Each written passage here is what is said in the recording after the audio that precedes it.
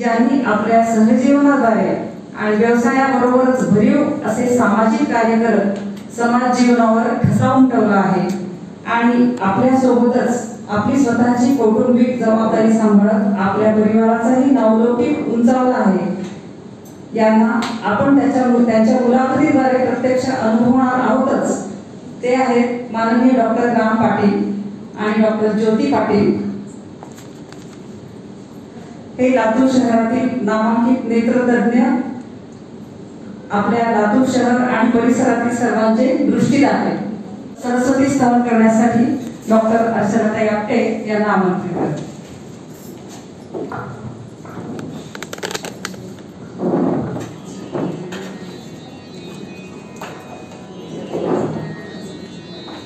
हालत नाही।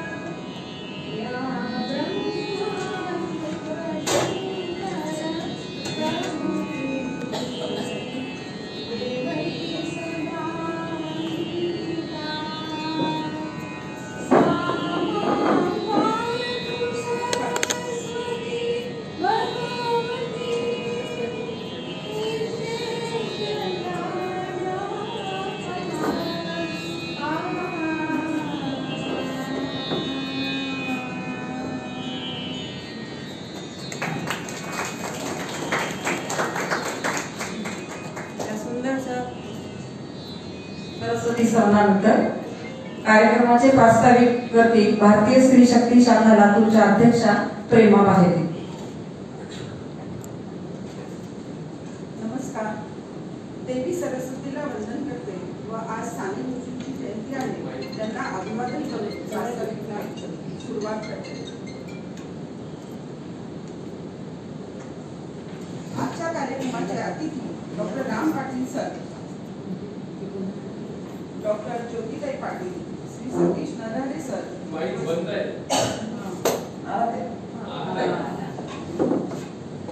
व सविताताई नरहरे आपल्या भारतीय स्त्री शक्तीच्या राष्ट्रीय उपाध्यक्षा आदरणीय कुमुदिनी भाभी, भारतीय स्त्री शक्तीच्या सर्व कार्यकारी सदस्य व माझ्या सगळ्यांनो आपल्या सर्वांचं मनपूर्वक स्वागत। जागतिक परिवार दिनानिमित्त या दोन दाम्पत्यांना भेटणार आहोत।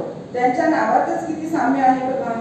डॉक्टर राम, ज्याच्या राजाचे मूलतत्व सत्य, तो राम, सत्याने शासन करणारा सत ईश अर्थात सतीश। ज्योतिताई आणि सविताताई या दोघींमध्ये किती साम्य आहे। ज्योती म्हणजे प्रकाश आणि सविता म्हणजे तेज। जिथे सत्य तिथे प्रकाश असणारच आहे। अशा आपल्या क्षेत्रात विशिष्ट ठसा उमटवणाऱ्या दोन्ही दाम्पत्यांना नमस्कार। सविताताई आपल्या स्त्री शक्तीच्या परिवारातल्याच आहेत। आपल्या बहिणाबाई वाचक मंचाचे अनेक कार्यक्रम आपण त्यांच्या प्रकल्पावर घेतले आहेत। मी बाकीच्या पाहुण्यांना थोडक्यात स्त्री शक्तीची ओळख करून देते। भारतीय स्त्री शक्ती ही राष्ट्रीय संघटना आहे। आदरणीय कोपरे काकूंनी 37 वर्षापूर्वी याची सुरुवात केली। तेव्हापासूनच ही संघटना सतत कार्यरत आहे। सध्या या संघटनेच्या राष्ट्रीय उपाध्यक्षा आदरणीय कुमुदिनी भार्गव आहेत। भारतीय स्त्री शक्तीचे काम शिक्षण, आरोग्य, आर्थिक स्वावलंबन, स्त्री पुरुष समानता, आत्मसन्मान या पंचसूत्रीवर आधारित आहे। स्त्रियांचे सबलीकरण, सक्षमीकरण, महिलांचा सर्वांगीण विकास व्हावा हा मुख्य उद्देश। त्यासाठी शाळेतील विद्यार्थ्यांसाठी एक कळी उमलताना सेफ्टी जॅकेट यासारखे कार्यक्रम नियमित चालतात। युथ फोरम, कॉलेजमध्ये जेंडर सेन्सिटायझेशन व कार्यक्रम नियमित चालतात। बहिणाबाई वाचक मंचाद्वारे वेगवेगळ्या संकल्पना घेऊन अभिवाचनाचे कार्यक्रम होत असतात। स्टडी सर्कलच्या माध्यमातून करंट टॉपिकवर चर्चासत्र, कॅन्सर अवेअरनेसचे कार्यक्रम, महिला दिनानिमित्त विविध विषयावर परिसंवाद, कुटुंबाविषयी प्रश्नावर पथनाट्य, निबंध स्पर्धा, महिलांची समस्या व फक्त महिलांची नसून ती पूर्ण समाजाची आहे. त्यासाठी पुरुषांचा भव्य मोर्चा, भारतीय संविधानपर कार्यक्रम, सरोगसी विषयावर चर्चासत्र, नवनिर्वाचित नगरसेविकांसाठी कार्यशाळा, अहिल्याबाई होळकर, सावित्रीबाई फुले जयंती निमित्त त्यांचा कामाचा आदर्श घेऊन आपण कार्यक्रम करतो. कामाच्या ठिकाणी जेथे बस थांबतात, गावात ठिकठिकाणी शासनाच्या मदतीने शौचालय उभारणीच्या कामाचा पाठपुरावा. यावर्षी न्यूयॉर्क येथे महिलांच्या प्रश्नासंबंधी इंटरनॅशनल कॉन्फरन्स होती. भारतीय स्त्री शक्तीच्या राष्ट्रीय 5 सदस्यांनी त्यामध्ये सहभाग नोंदवला. भारतीय स्त्री शक्तीचा राष्ट्रीय स्तरावर 15 मे रोजी लेफ्टनंट जनरल माधुरी कानिटकर व राजीव कानिटकर या भारतीय सेनेच्या उच्च पदस्थ दाम्पत्याची मुलाखत घेण्यात आली. आज आपण 15 मे भारतीय स्त्री शक्तीचा स्थापना दिवस व जागतिक परिवार दिवसाचे औचित्य साधून आजचा कार्यक्रम घेत आहोत. आपल्या संस्कृतीची विशेषता सहजीवनात आपण दाम्पत्य शब्दात दोघांचा समावेश करतो. जिथं कोणतंही द्वैत पुरत नाही ते सफल सहजीवन. विवाह संस्काराने गृहस्थाश्रमाची सुरुवात होते. हे नातं अतूट विश्वासाचं. म्हणतात ना, ये रिश्ता ऐसा है जो एक दूसरे के जीने का वजूद बनता है. परंतु आज विवाह आणि परिवारामध्ये तणाव निर्माण होत आहे. कारणं अनेक आहेत. दोघांचं शिक्षण, घराबाहेर जाऊन काम करणे, त्यातून परिवार विघटन व घटस्फोट वाढत आहे. त्यातून निर्माण होणाऱ्या अनेक समस्यांना आपण सामोरे जात आहोत. आज आपल्या समोर अशा 4 व्यक्ती आहेत. त्या आपल्या आपल्या करिअरमध्ये टॉपमोस्ट आहेत व आदर्श सहजीवन जगत आहेत. मग त्यांना काय वाटतं, यातून त्यांनी कसा मार्ग काढला, आपण त्यांच्याकडूनच सहजीवनाचं मर्म जाणून घेऊया. पुनश्च एकदा सर्वांचे स्वागत. धन्यवाद प्रेमा. यानंतर डॉक्टर राम पाटील आणि डॉक्टर ज्योती पाटील यांचे स्वागत करण्यासाठी भारतीय स्त्री शक्तीच्या राष्ट्रीय उपाध्यक्षा माननीय कुमुदताई भार्गव यांना मी विनंती करते.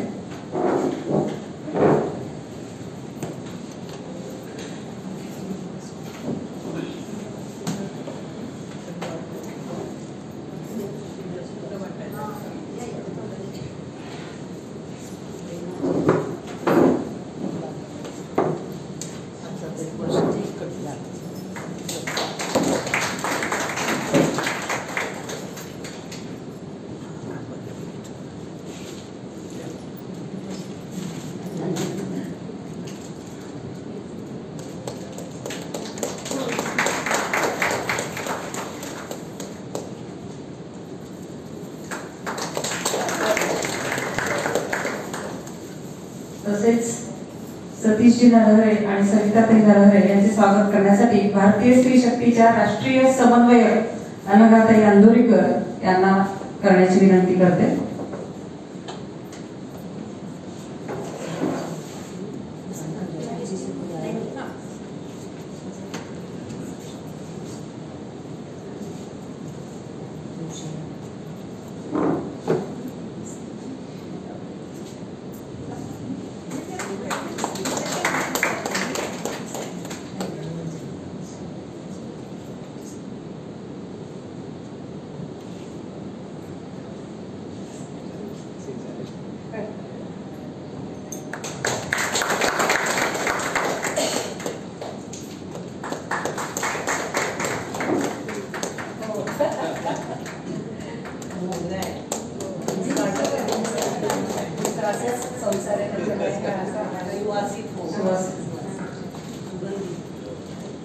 भारतीय स्त्री शक्ती शाखा लातूर तर्फे आमच्या शाखेचे सदस्य आहेत त्या खूप वेगवेगळ्या क्षेत्रामध्ये काम करतात आणि नावलौकिकही मिळवतात.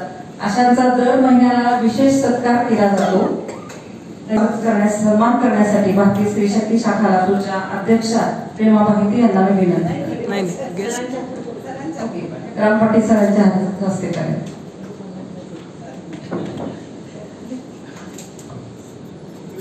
दुसरे आलेले आहेत का सविताताईंमध्ये? हो.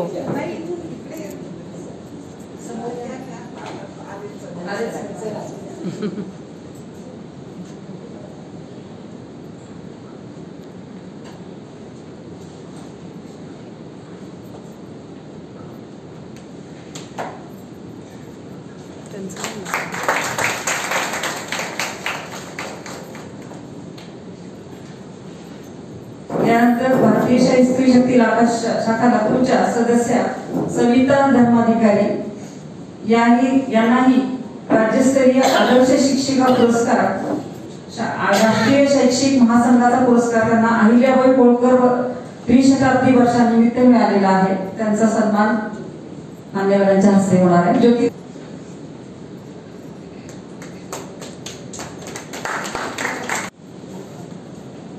यानंतर आजच्या या मुख्य कार्यक्रमात अतिथींशी आपण प्रत्यक्ष मुलाखतीद्वारे संवाद साधणार आहोत आणि त्याचं प्रतिनिधित्व करणार आहेत डॉक्टर जयंती आंबेगावकर, ज्या आता भारतीय स्त्री शक्तीच्या माजी अध्यक्षा होत्या मागच्या वर्षीपर्यंत आणि आता मार्गदर्शक आहेत, आणि कल्पनाताई भट्टळ त्या कार्यकारी सदस्य आहेत. त्यांना दोघींनाही मी मंचावर आमंत्रित करते आणि पुढील सूत्र त्यांच्याकडे सोपवते. नरहरे सर आणि त्यांच्या सहचारिणी सविता नरहरे मॅडम, माझ्या सर्व मैत्रिणींनो आणि मागे या कार्यक्रमासाठी खास आलेले विवेकानंद हॉस्पिटलचे अध्यक्ष संस्थेचे अंदुरीकर साहेब, डॉक्टर औरंगाबादकर सर आणि सगळ्या आदरणीय मैत्रिणी, सर्वांचं या कार्यक्रमामध्ये स्वागत करताना मला खरंच खूप आनंद होतोय, पण तितकं दडपण पण आहे मला तुमच्यापेक्षा जास्त आहे सर.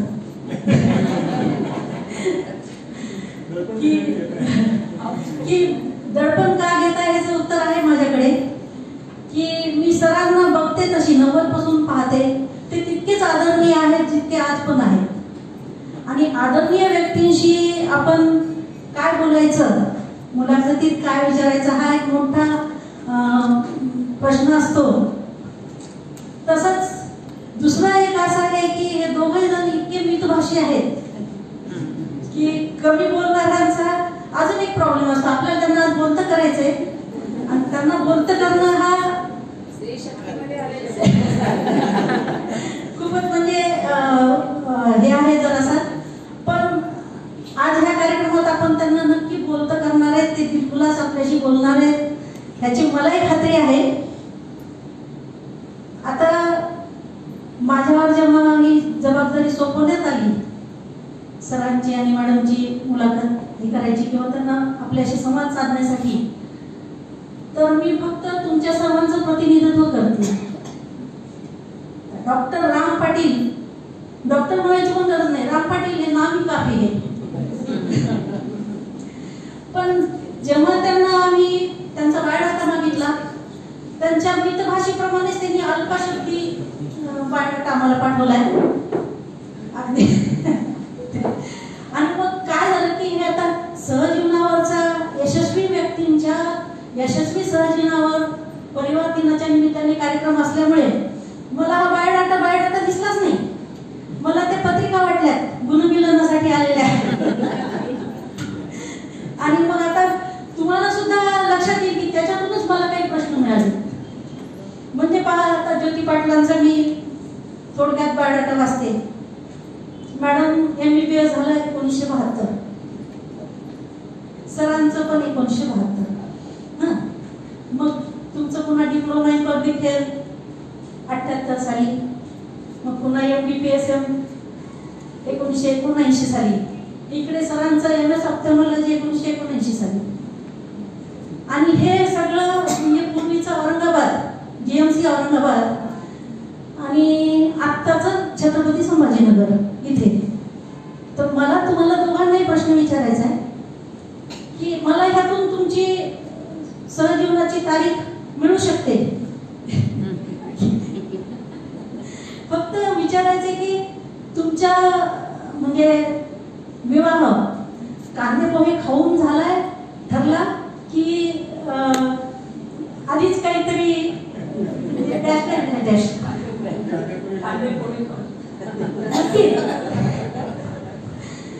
पण तरी ओळखत तर असालच ना एकमेकांना, कारण आहेच तेवढं ते घाटीचा परिसर, त्यात एवढे वर्ष एकमेकांना ओळखताय. तर केलं असेल?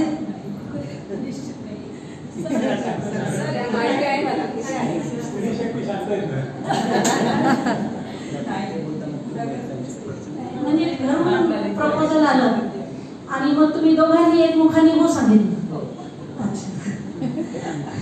आमच्या सरांनी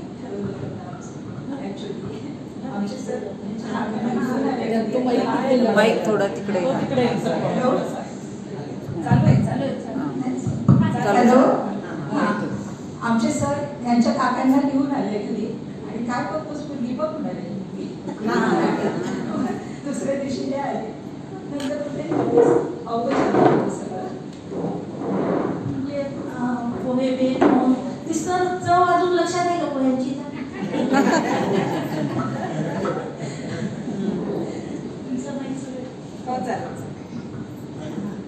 मग म्हणजे साधारण 1986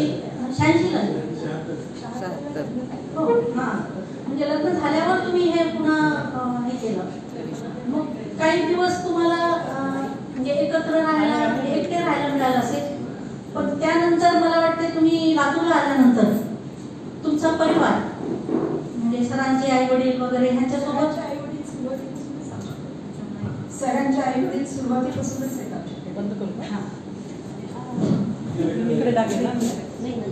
लग्न झाल्यापासून सुरुवातीपासून आहे म्हणजे आणि अजून परिवारात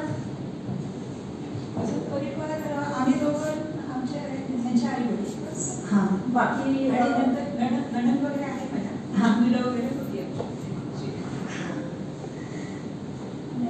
म्हणजे हे खूप चांगलं आहे. आपल्याला परिवार असाच पाहिजे. न्यूक्लिअर फॅमिली हे आम्हाला अपेक्षित नव्हतंच आणि तुम्ही हा आदर्श सगळ्यांना घालून दिलाय की तुम्ही सुरुवातीपासून परिवारात राहिलेला आहे. मग तरी सुद्धा हे दोन्ही करताना शिक्षण, घरच्या कुटुंबाची सगळी काळजी घेणं वगैरे त्यात तुमची तारांबळ नक्कीच झाली असेल. तारांबळ झाली, पण सासू सासऱ्यांचं कॉपरेशन खूप चांगलं आणि त्यांचं तो होतंच, पण हे ह्याच्यात गर्ग असायचे पण सासू सासऱ्याच कॉपरेशन खूपच चांगलं. आणि ते आता परवा सासूबाई तो परवा गेल्या 22 ते दिवस आमचं सहजीवन त्यांचं आमचं येणार आहे. म्हणजे आपल्याला अपेक्षित हेच होतं आणि म्हणजे यशस्वी परिवाराच्या यशामागचं रहस्य काय तर हे कॉन्टॅक्टनेस असणं असं आहे. कल्पना तुझं मुली टाक आता. जे जे नवं ते लातूरकरांना हवं असं सतत नवनवीन देणारे आज दोन्ही व्यक्तिमत्व आज आपल्यासमोर आहेत. त्यापैकी आज शिक्षणाचा लातूर पॅटर्न जगभरात गाजतोय. त्याच पॅटर्न मध्ये शैक्षणिक क्षेत्रात एक स्वतःचा ब्रँड ज्यांनी निर्माण केला आहे असे आधुनिक ज्योतिबा व सावित्रीबाई म्हणजेच की सतीश नरहरे व सविता नरहरे यांच्याकडून जाणून घेऊया ज्ञान प्रकाशचा तेजोमय प्रवास. तर आज आधी आपण तोच प्रश्न इकडे घेऊया. आपल्या सहजीवनाची सुरुवात वर्ष करण्याची तारीख.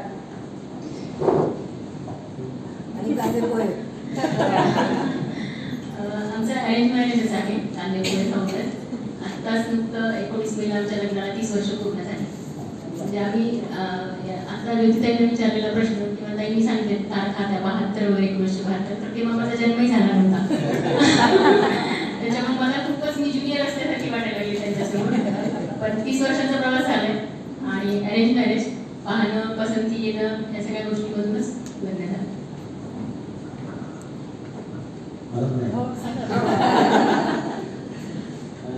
खरं तर मी जेव्हा क्लासेस 90 साली सुरुवात केली आणि तेव्हा भाड्याच्या रूममध्ये मी क्लास घेत होतो. म्हणजे एवढ्या लवकर लग्नाचा काही विचार माझ्या डोक्यात अजिबात नव्हता.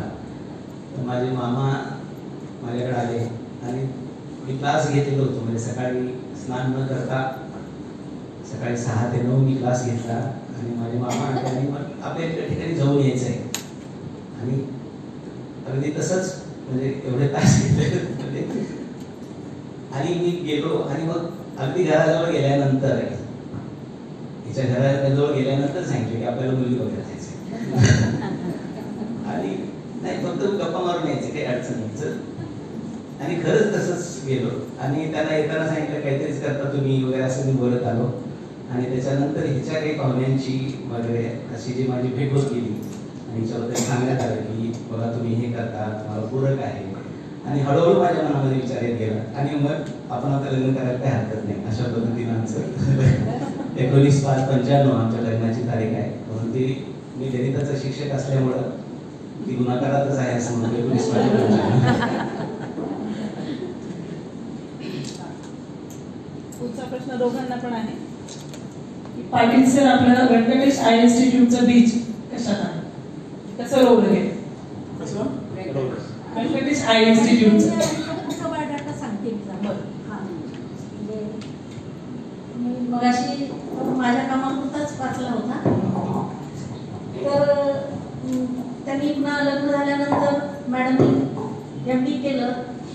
मग लातूरच्या म्युन्सिपल हॉस्पिटलमध्ये नोकरी केली. मग डिस्ट्रिक्ट TB हॉस्पिटलला TB ऑफिसर म्हणून होता. मग 86 ते 2010 पर्यंत तुम्ही प्रॅक्टिसमध्ये थांबलात आणि त्यानंतर घरात थांबलात. सरांचंही असंच आहे की मग त्यांनी आधी नोकरी केली सरकारी ह्याच्यामध्ये. आणि माझं तर म्हणजे नाव आहे असं की ज्यांनी सरकारी नोकरी केली आहे त्यांना वेगळं समाजकार्य काही करायला लागत नाही. आपल्या कामातूनच ते बरंच हे होतात, करून निघतात. मग 86 पासून सरांनी प्रायव्हेट प्रॅक्टिस चालू केली. मग आतापर्यंत आहे तसं. आत्ताच कल्पनाने म्हणल्यासारखं ते वाक्य तुमच्या बाबतीत मी आता दुसऱ्यांदा उच्चारते. तुमचं पेको मशीन जेव्हा आलं तेव्हा मला हे वाक्य तेव्हाही सुचलं होतं की जे नवं ते लातूरला हवं. आणि हे तुम्ही त्या मशीनच्या द्वारे करून दाखवलं. मराठवाड्यातलं पहिलं पेको मशीन आहे सरांकडचं. त्यामुळे त्यांनी ते 1995 साली चालू केलंय. म्हणजे आता किती 30 वर्ष झाले त्याला. आणि तेव्हा मराठवाड्यातलं पहिलं पेको मशीन आपण हे केलं. सरांनी हे एकट्यापुरतंच ठेवलं नाही तर पूर्ण मराठवाडा रिजनच्या डॉक्टरांना त्याच्यामध्ये समाविष्ट करून घेतलेले आहे.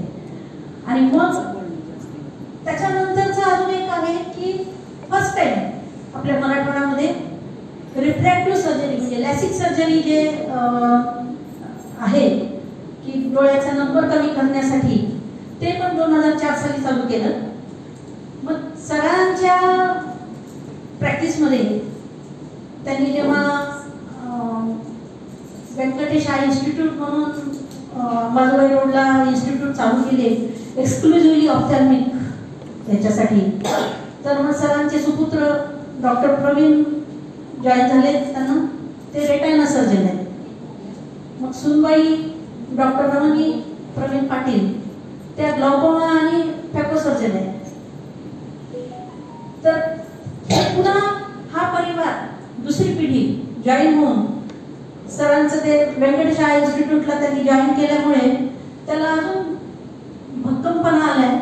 पण सर हा प्रवास करताना तुम्हाला काही अडथळे पण आले असतील. आता सध्या तर खूप ह्याचं युग आहे स्पर्धेचं. पण त्यातही कुठलंही माल प्रॅक्टिस न करता किंवा कुठेही काही राजकारण न करता तुम्ही तुमच्या स्वबळावर एवढ्यावर पोचलेले आहेत. याचे आम्ही साक्षीदार आहेत लातूरकर. तर फक्त तुम्ही आम्हाला हे पेको लॅसिक ह्याच्याबद्दल थोडीशी माहिती पण द्या. आणि हा तुमचा प्रवास कसा झाला, त्यात पुन्हा परिवाराचं योगदान काय आहे हे थोडक्यात तुम्ही आम्हाला सांगावं.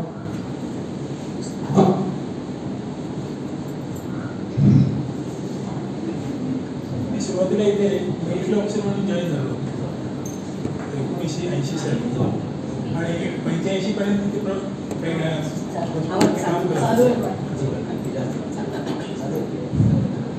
1985 पर्यंत ते काम करत होतो.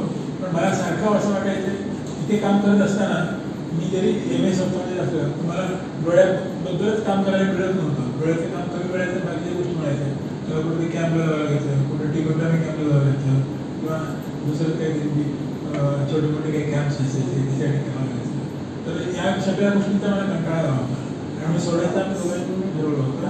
तर त्या काळात मला एक लेटरी आलं गव्हर्नमेंटचं की तुम्हाला प्रमोशन मिळणार आहे, कन्सेंट कळवा. मी म्हणजे आता आपण जर कन्सेंट कळवली तर आपण इथेच अडकणार आहोत, परत आपल्याला मार्केट बंद होणार आहे. आणि मला सारखं असं वाटायचं की आपण आपल्या डोळ्याबाबतीत आपल्या विषयातच आपण काम करावं. पण आता तुम्ही म्हणाल 2095 साली जेव्हा मी फेको मशीन आणलं तेव्हा फेको मशीन ते मला सुद्धा माहिती नव्हतं त्याच्याबद्दल फारशी माहिती. फक्त माहिती होती अशी होती की ते आधुनिक तंत्रज्ञान आहे मोतीबिंदूच्या शस्त्रक्रियेसाठी आणि त्यासाठी पेशंटला दवाखान्यात फारसं काही राहावं लागत नाही, छोटासा छेद असतो आणि त्याला टाक्यावर द्यायची गरज पडत नाही आणि पेशंट जास्तीत जास्त लवकर कामावरती जाऊ शकतो. त्याच्यापूर्वी कसं होतं की फार मोठा छेद घ्यावा लागायचा, टाके द्यावं लागायचे, लेसचं सुद्धा ऑपरेशन होतं त्यानंतर साधा बिना लेसचंच ऑपरेशन व्हायचं. तर तुमच्या सुद्धा लक्षात असते बरेचसे आजोबा वगैरे असे की त्याचं ऑपरेशन व्हायचं पण त्या दिसायचं नाही, जाड मोठ्या भिंगाच्या चष्मा वापरायला लागायचं लहान असताना. ते वापरत असताना त्याला ही फरशी जरी एकाच लेवलची असते तरी सुद्धा त्यात कशी दिसायची नाही, त्यामुळे रिझमॅटिक इफेक्ट यायचा त्यामध्ये. पण त्या चालतानाच हळूहळू पाय ठेवायचे वगैरे म्हणजे अशी खूप डिसॲडव्हान्टेज होती सगळीची. म्हणजे त्याचं ॲक्च्युली रिहॅबिलिटेशन असं होतच नव्हतं त्या पेशंटचं, दिसत नसतं, बरोबर दिसत नव्हतं. मला सारखं वाटतं की आपण ते आणावं तर आपल्याला काहीच येत नाही, त्याला पैसे नव्हते आपल्याकडे, तरी पण धैर्य करून इकडून ते पैसे आणून करून त्याची मशीन घेतल्यानंतर ती सर्जरी कुठं करता येत होती, मला करताच येत नव्हती. मला ते सारखं बोज वाटायचं, आपण एवढे पैसे घ्यायचे परत एवढा खर्च कसं करायचं आपण. म्हणजे सारखा तिथे ते कॅब व्हायचे किंवा तिथे त्या ठिकाणी मी जायचा, परत यायचा, परत प्रयत्न करायचा आणि परत तरी पण ते काही जमायचं नाही. असं करून मग मी त्या ट्रेनिंगसाठी अप्लाय केलं AB प्रसाद इन्स्टिट्यूट हैदराबादला. तर 7 महिन्यात तुम्हाला लेटर झालं की तुम्हाला आता ट्रेनला यायला काही हरकत नाही, आमच्याकडे ही जागा आहे कमी आहे, 1 महिने या. तर त्या 7 महिन्याच्या काळात मी दररोज धडपड करून मला सर्व्हिस यायला लागली. पण नंतर मी तिथे गेलोच नाही आणि मग त्याच्यानंतर मी मागं वळून पाहिलंच नाही. त्यानंतर तसंच सारखी धडपड अशी ती मला आपल्याला ते सर्जरी करण्यामध्ये मला खूप आनंद मिळायचा. किती पैसा मिळतो हे मला फारच महत्त्वाचं वाटायचं नाही, मिळायचं आपण जेमतेमच मिळायचं. मग नंतर मग 2013 साली रिफ्रॅक्टिव्ह सर्जरी काय चष्मा काढून टाकण्याची जी शस्त्रक्रिया असते त्यात थोडक्यात डॅसिंग म्हणतात, तर ती सर्जरी करायची होती मला. तर ती सर्जरी करणं म्हणजे काय फार मोठी इन्व्हेस्टमेंट होती. त्या काळी 2004 साली 2.25 लाख कोटीची इन्व्हेस्टमेंट केली होती त्याच्यासाठी. ते सुद्धा असं मला ते येतच नव्हतं करायला. माझा मुलगा मिसेस वडील त्यांना ती करा काही हरकत नाही.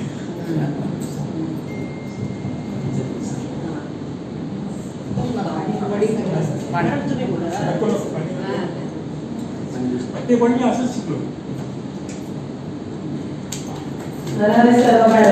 आपल्या ज्ञानप्रकाशचे गीत कसं बोललं गेलं याबद्दल सांगतात. नाही झालंय वाटलं तसं.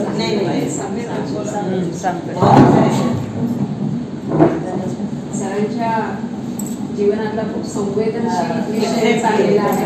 त्याच्यामुळे भावनिक आणि हे खरं माणूस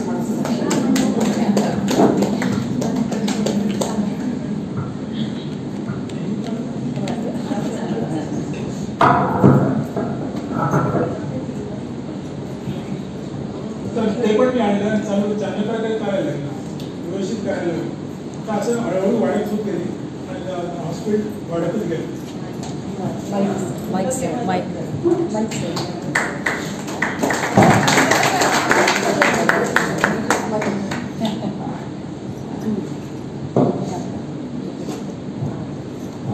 आता ज्ञानप्रकाशचं बीज कसं रोवलं गेलं ते आपण सांगावं.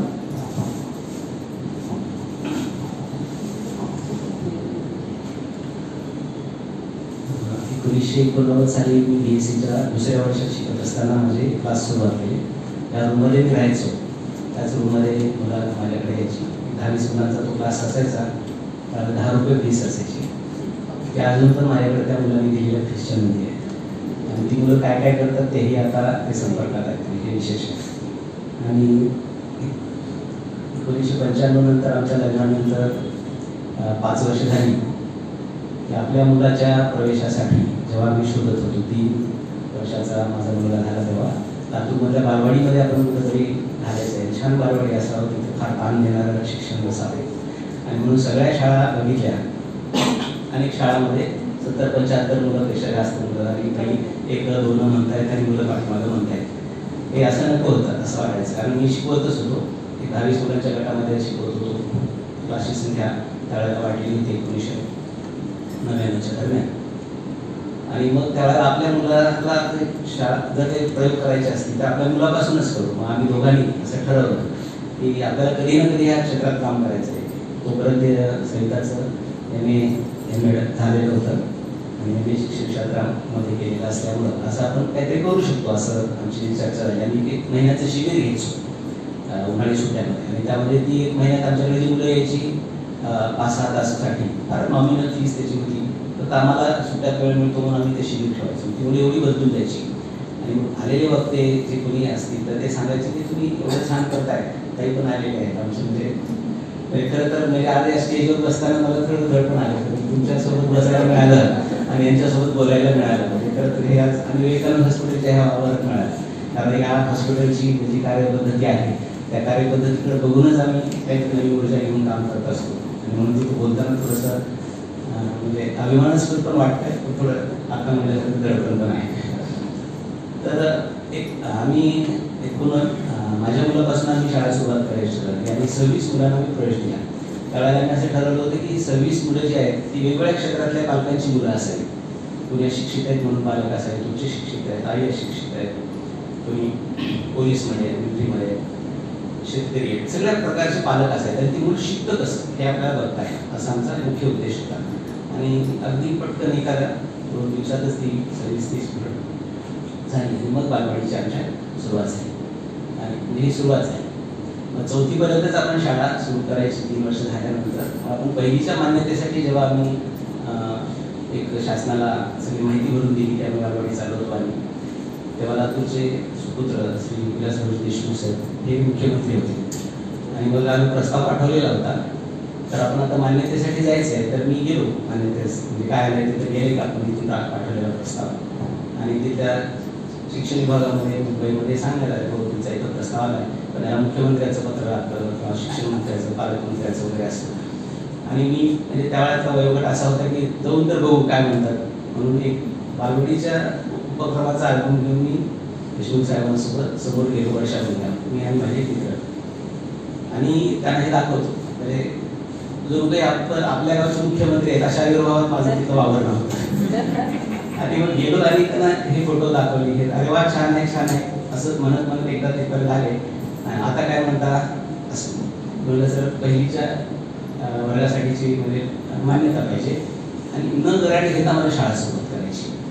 पटकन एकदम वर बघितले काहीतरी अहो विषय बघा काय म्हणतायत केले होते ते सगळे ग्रँड मागणीची लाईन असते, हा झाला लातूर पॅटर्न वगैरे असे एक शब्द त्यांनी वापरला. खरंच त्यांना सांगितलं, अजून एक दोनदा विचारलं त्यांनी मला नक्की ना. आणि ग्रँट मिळत असतानाचा असा प्रयोग करणं असं विषय त्यांनी लगेच मला एक पत्र शिक्षण मंत्री रामकृष्ण मोरे होते त्यांच्याकडे द्यायला सांगितलं. मी पत्र तिथे घेऊन निश्चित येऊन घरी बसतो आणि तेवढ्यात मला एक तिथले व्यक्ती एजंट म्हणून काम करणारे असतात ना ते भेटले. त्यांना हे लक्षात आलं होतं की आता हे यांना मिळणार होते काय. त्यांनी सांगितलं तुम्हाला मान्यता पाहिजे का हो, तर माझ्या मित्राला त्यांनी सांगितलं असं. मी म्हणलं काय म्हणतात ते 1000 रुपये वगैरे मागतात का काय, 1 लाख रुपये मागतात. मी माझ्या मित्राला सांगितलं की आपल्या 1 लाख रुपयामध्ये किती चक्कर होती बरं मुंबईला, 10 चक्करमध्ये सगळी मुंबई बघून घेऊ आणि पण मान्यता कुठलेही पैसे न देता यायचे. आणि जून महिन्यामध्ये खरंच जून जुलै महिन्यामध्ये माझ्या ऑफिसमध्ये झेरॉक्स पत्र स्वरूपात शासनाच्या मान्यतेचं पत्र आम्हाला मिळालं. शासनाच्या मान्यतेचं फक्त आम्हाला ते झेरॉक्स पत्र शिवाय शासनाने 1ही रुपया आजपर्यंत 25-26 वर्ष शासनाचा घेतला नाही. असे शाळेच्या प्रवासाची सुरुवात आहे.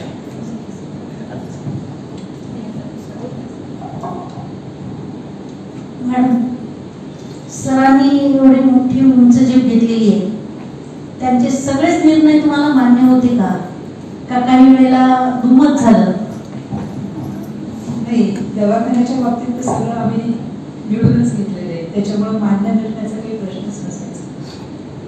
येईलच आपल्याला, आपण प्रयत्न तर करू असं म्हणत मग ते पुढे जायचे. मला जेथे राघव तेथे सीता. पण तरी अजून एक कळीचा प्रश्न विचारायचा आहे की सरांना टेन्शन आलं तर ते रागवतात का? कधी रागवत नाही.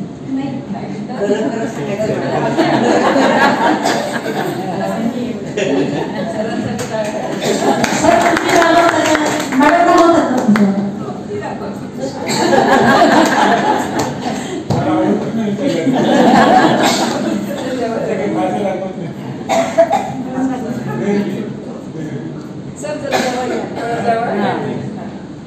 कमी वेळेस ते रागवतात नाही बोलत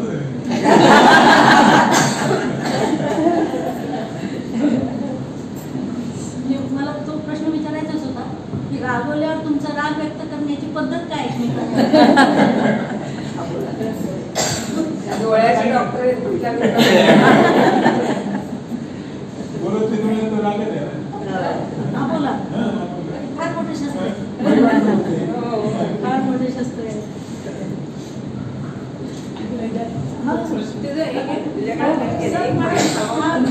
मला पण आहे.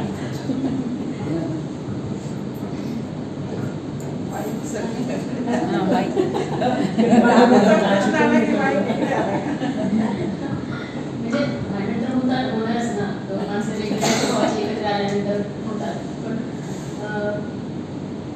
भांडणाचं स्वरूप थोडंसं वेगळं असतं. म्हणजे मला असं वाटतं की न बोलता काही कळावं अशा अपेक्षा असतात त्याच्यासाठी मग आवाज राहायचा परत असं काहीच होतं.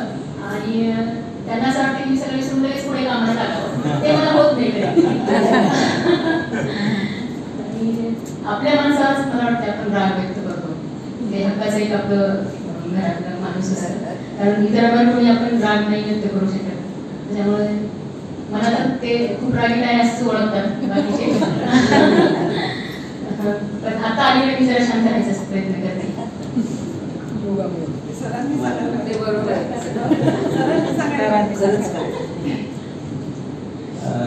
असे वाद वगैरे होत नाही. वादाचे विषय वेगळे असतात. म्हणजे कुठलं तरी आम्ही जेव्हा शाळेत एखादी सूचना देतो पालकांना वगैरे काहीतरी द्यायचं असतं, कारण मॅडमनी जर सूचना दिली असतील ही थोडी फार कडक वाटते का? नाही, ही सूचना अशीच जायला पाहिजे कारण हा विषय पालकांच्यासाठीचा आहे असं जेव्हा होतं तेव्हा मला असं वाटतं मग ठीक आहे. अशा गोष्टी असतात की त्या म्हणजे समजून घेतल्या की त्या रागवण्याचं किंवा त्या वेळेचं जे का रागवणं होतं किंवा त्या म्हणजे आपलं मत आणि ते मत का वेगळं होतं त्याच्याबद्दलचा आमचा बराचसा प्रयत्न असतो.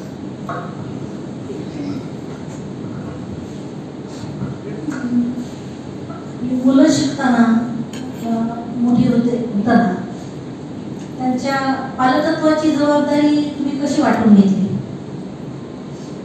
कसं केलं नियोजन आणि वेळेचं नियोजन कसं केलं? आणि जवळच ते वाढवण्यामागे मॅडम तर जास्त राहते माझ्यापेक्षा. एक्सटर्नल अफेअर्स मिनिस्टर मी होतो.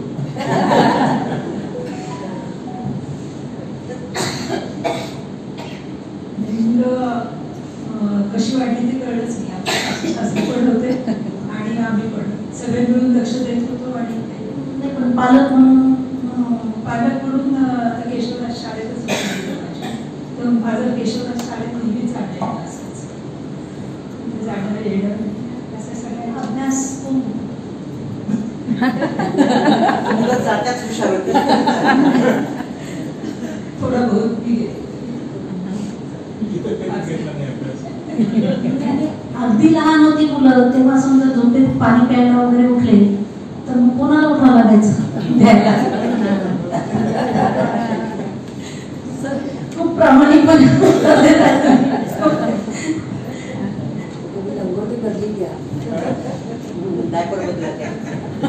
नाही तेव्हा डायपर नव्हते. मॅडम तुम्ही सांगा, तुम्हाला अडचणी तर आल्या असतीलच हे सगळं करताना, वेळेचं नियोजन करताना? अडचणी तशा काही विशेष नव्हत्या, कारण घरी माणसं असायचीच नेहमीच.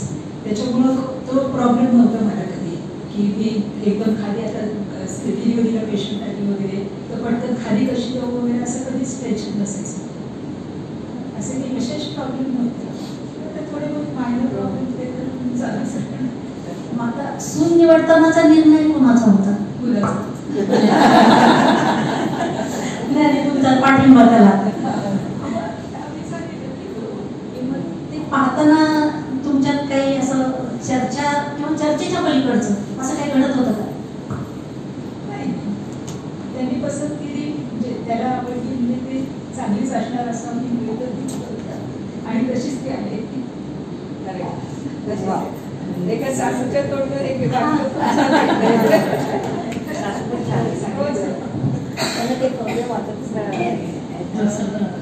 पण म्हणजे तुम्हाला असं रामाबरोबर घेऊन जाताना वनवासी जीवन कधी वाटलं नाही? खरं सांगू का, आम्ही दोघे अगदी सामान्य परिस्थितीतून बरं, त्याच्यामुळं आम्हाला असं विशेष कधी आयुष आराम किंवा पार्ट्सच्या लक्झरीची वगैरे सवयच नव्हती. त्यामुळे आम्हाला कधीच काही असं वाटलं नाही. मग हळूहळू दोघे त्याच त्याच्यामध्येच वाढलं.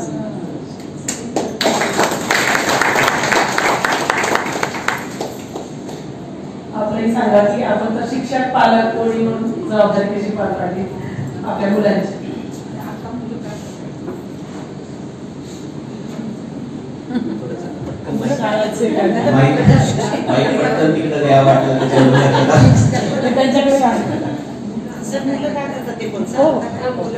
आणि मुलांच्या वाढीमध्ये पूर्णतः 100% संगीताचा भाग आहे. आणि मुलं फारच आम्हाला आम्ही कधी कधी भाग्यवान समजतो की फार हट्टी वगैरे नव्हती. आता काही आमच्या शाळेत येणारी मुलं बघतो किंवा बाहेरही बघतो, हट्टी किंवा मुलांच्या बद्दल तक्रारी बाहेरून येतील असं काही नसल्यामुळं तिथं बाहेरून तक्रार आली तर पालकांना जावं लागतं. पण तसं काही लागलं नाही. पण बाकीचं सगळं मात्र अधिक जास्त सहवास काही सांगायचं असेल तर ती मुलं सगळ्याकडे सांगतात. 2 मुलं आहेत. मोठा मुलगा सुमेन, त्याच्यापासून शाळा सुरू झाली आणि तो आता फिल्म एडिटिंग आणि सिनेमॅटोग्राफीमध्ये करतो काम. त्याला इंजिनिअरिंगचं केलं फर्स्ट इयर, पण त्याला असं वाटायला लागलं की काही वेगळं करावं म्हणून तो आता फिल्म मेकिंग एडिटिंग करतोय. सध्या मुंबईमध्ये आहे. आणि छोटा मुलगा त्याचं लातूरमध्ये 12वी झालं शाहू कॉलेजमधून. नंतर त्यांनी BSc केलं आणि थोडंसं अँटी सोशल आहे त्याचा विचार थोडासा, म्हणजे आणि रुळलेला वाटा नाही आहे, काहीतरी वेगळा विचार करणं आणि ते करण्याचा प्रयत्न करणं. त्यांनी BSc नंतर एक्झाम देत त्यांनी बोस्टनच्या अमेरिकेतील बोस्टनच्या कॉलेजला ॲडमिशन घेतली. आता त्याचा MBA झालाय बिझनेस एंटरप्रेनरशिपमध्ये.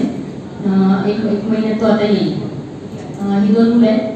दोन्ही मुलांना पूर्णतः सांभाळण्याचं काम शाळा आणि मुलांचं मीच केलं.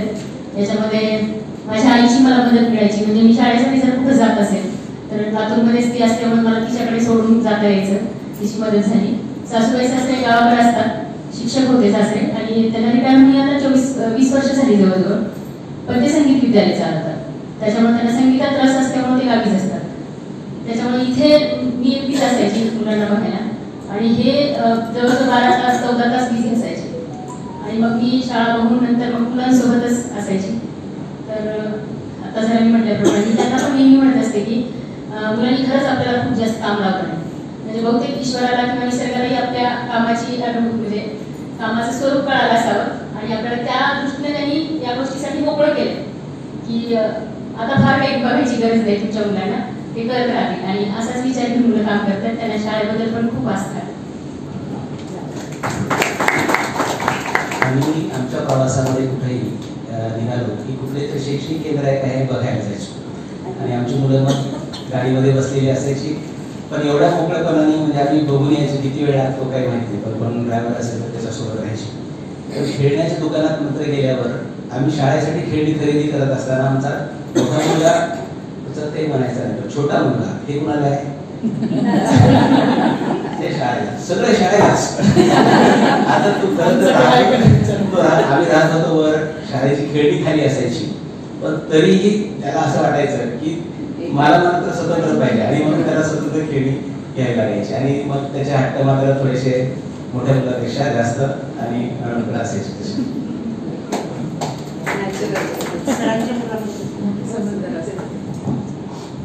काय करतात? कशी हट्ट करायची काय जरा मुलांबद्दल काय करतात? मुलांची मुलं हट्ट करायला. दोन्ही पट्ट्यांचे पण आठवण गेले का बरोबर? हा यायला लागले सगळे एक वगैरे. मला एक मुलगी आहे मोठी, ती पण डोळ्याची डॉक्टर आहे, मुंबईला असते, तिचे मिस्टर डोळ्याचे डॉक्टर. तिचे सासरे आणि मी दोघं मेडिकलला असताना एका रूममध्ये राहतो. त्या दोघांमध्ये वयाचा अंतर फक्त 5 दिवसाचा आहे. दोघे वेळ क्वालिफाईड आहेत, अरविंद हॉस्पिटलला होते, दोघे प्रॅक्टिस करत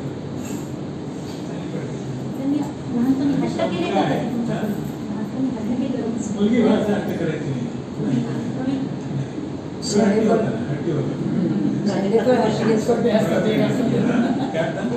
एक असतो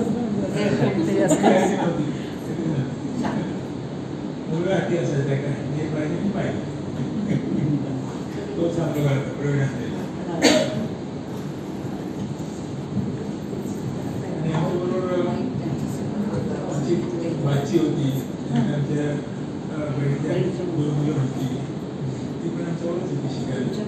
तरी डायरेक्ट DYSP झाला, आता तो SP पण नाही.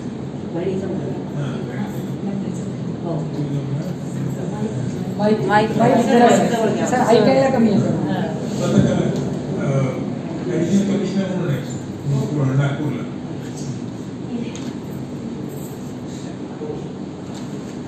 आमच्याजवळ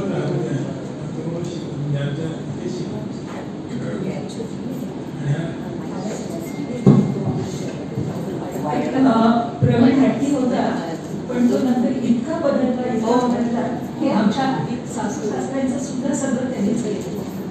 फारच म्हणजे त्याच्यावरच सगळं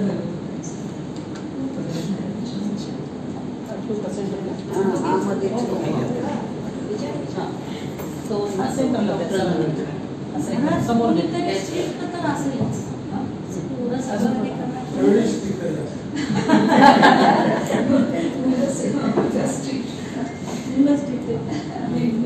मुलगी अतिशय शांत आहे, पण प्रवीण जरा गोंधळ करायचा आमच्या घरात, पण नंतर बंद झालं आपोआपच.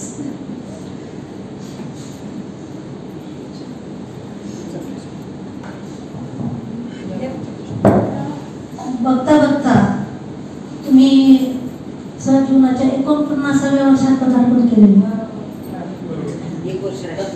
पुढच्या वर्षी आपल्या सगळ्यांना जायचे सरांची गोल्डन ज्युबली अटेंड करायला, सरांची मॅडमची ह्याची. पण माझा अजूनही विश्वास बसत नाही की एवढे वर्ष सोबत राहिलो आणि भांडणं झाली नाही, असं मला म्हणजे अजूनही विश्वास नाही बसत. आमचे तर दिवसातून 3 होतात. तर झाले का आणि त्याचं नियोजन तुम्ही कसं करता? कोण रुसतं किंवा कोण हे? सर तुम्ही बोला. माईक आहे ना, माईक आहे सरांना. भांडणं झालेली आहे, नाही असं नाही आहे, पण फार मोठी भांडणं व्हायची नाही किंवा काही देण्या घेण्यापासून भांडणं व्हायची नाही. हॉस्पिटलमध्ये ते कामाबद्दल वगैरे अशी व्हायची, घरात काही कुठे देण्या घेण्याचा काही संबंध नसायचा. ती भांडणं सुद्धा अशी काही दिवसेंदिवस चालली वगैरे असं नाही, त्याच दिवशी भेटायची. एखादा दिवस जास्त लागायचं. तुम्हाला मॅडमच्या विनवण्या करावं लागल्या का कधी? लागतात ना, त्यात तो तर त्यांचा स्वभाव राहून, पण तुम्हाला लागल्या का?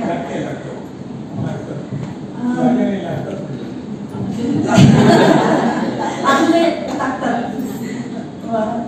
तुमच्या म्हणजे परिचयामध्ये अजून 2 गोष्टी मी सांगायच्या राहिलेली.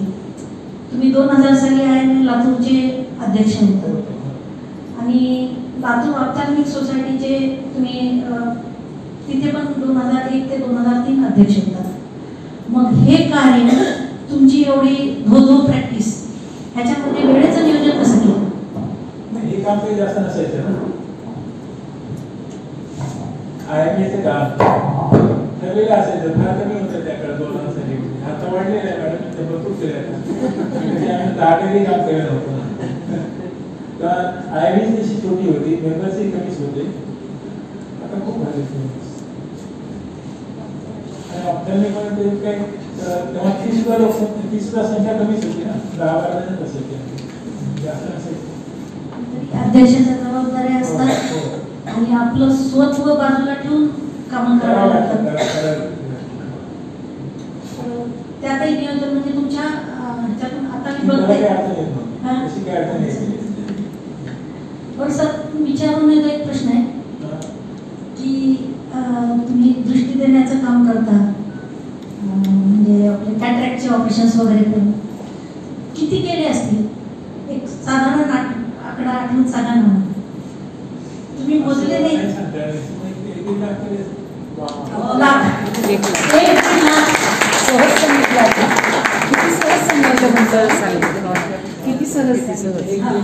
सहज त्यांनी 1 लाख केले, ते त्यांना आठवलेला आकडा ह्याच्यापेक्षा नक्कीच जास्त असणार.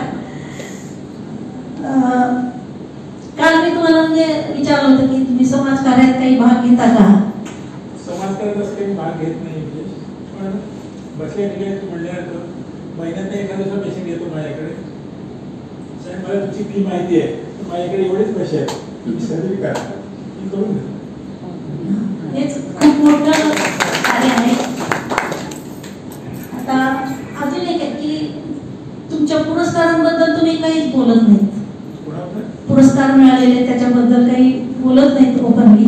मी आता काही कुठे सेमिनारला गेलो, कुठे कॉन्फरन्सला गेलो, छोटे मोठे पुरस्कार असतात असे, त्याचं काही फारसं महत्त्व नसतं. नाही म्हणजे आम्ही जर आधी तुमच्याकडे आलो असतो तर तुमच्या शोकेस मधले ते मोमेंटोज पाहून आम्हाला अंदाज आला असता. पण एका तुमच्या पुरस्काराची मला शोकेस नाही तर एका वेळेची तर मला अजून आठवण ताजी आहे माझी. साधारण आपलं फेको मशीन आल्यानंतर संस्कार भारतीतर्फे आपलं सत्कार झाला होता आणि त्यावेळेला जुनी राजस्थान शाळेचा तो बदला आला होता, 1000 लोक बसायचे त्याच्यात. त्या सगळ्यांच्या साक्षीने तुम्हाला धन्वंतरी पुरस्कार मिळालेला आहे. पण तेव्हा तुम्ही इतकेच तिचं पडत नव्हतात. याचं रहस्य सांगा आता.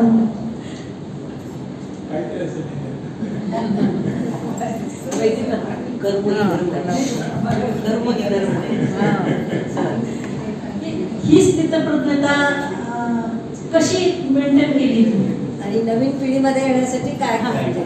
नवीन पिढीला काय तुम्ही मेसेज देणार आहे तुमच्या कार्यात?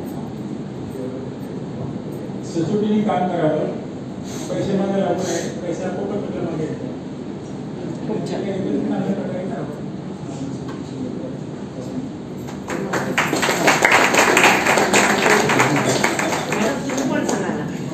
कसं फॅमिली सगळ्यांना सांभाळून घेतलं, नंदा त्यांची मुलं सगळेच घरी होते, सासू सासरे, त्यात काही विशेष नव्हतं, सगळे मिळूनच राहिलो आम्ही. आपण लहानपणापासून सवयच होती, खूप आजोळची वगैरे लोक यायची करायची, त्यामुळे असं वेगळं विशेष वाटलं. असं सगळ्यांच्या सोबत राहिलो आणि खूप मजा आली.